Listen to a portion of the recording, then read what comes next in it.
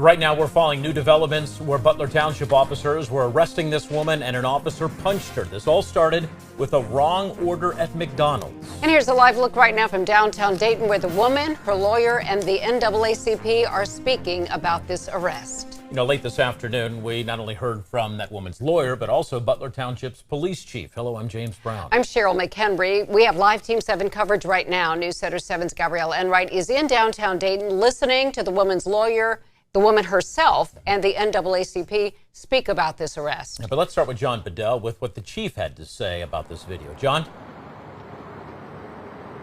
James and Cheryl just stepped out of talking to the chief in the last hour, and today we saw what two of his officers did through their body-worn cameras as they came to this McDonald's here in the township. As you mentioned, this was all over some food. The woman was upset. Her order was wrong.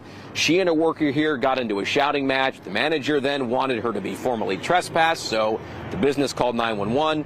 And that's when officers showed up.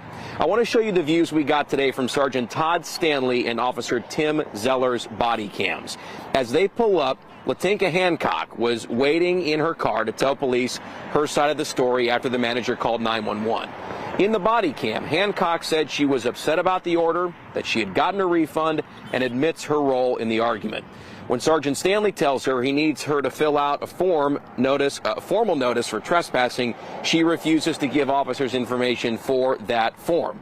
The conversation starts calmly, but it escalates quickly and then becomes physical as officers say Hancock resisted her arrest for failure to identify, which is a misdemeanor.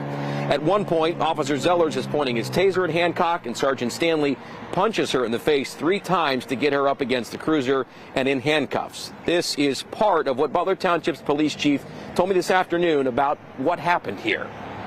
We take these incidents very seriously, and we are looking into them, and we are going to conduct a thorough investigation. We're going to go as deep as we can into this. Like I said, if there's indications of wrongdoing and against our policy, then we will definitely take formal action. I asked about the employment status of both these officers today. Chief Porter told me that while both of these officers find themselves at the center of an internal review with Butler Township Police, only Sergeant Stanley is on administrative leave right now. I'll have more about this investigation and the department's use of force policy when I join you new at 6. For now, though, we're live in Butler Township this afternoon. I'm John Bedell, News Center 7. All right, John, and a live look now from downtown Dayton where Latinka Hancock, she's the woman in